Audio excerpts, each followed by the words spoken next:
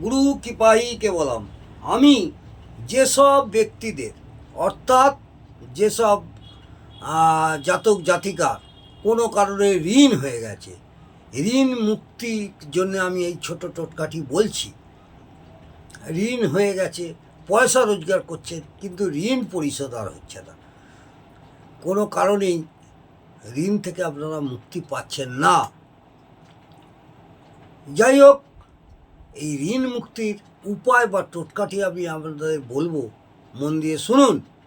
কুমোর বাড়িতে যাবেন, কুমোর বাড়িতে গিয়ে একটা কাঁচা হাঁড়ি নিয়ে আসবেন।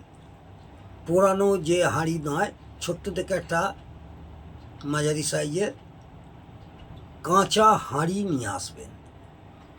নিয়ে এসে ওই হাঁড়িতে বাড়িতে রাখবেন। রেখে প্রত্যেক দিন স্নান করে শুদ্ধ বস্ত্রে মা তারাকে স্মরণ করে এক মুঠো করে তিল ওই হাঁড়িতে রাখতে হবে।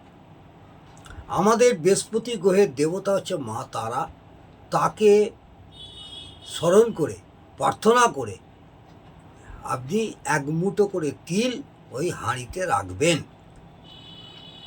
এবং এক মাস আপনাকে 30 দিন এক মুঠো করে তিল ওই হাঁড়িতে রাখতে হবে।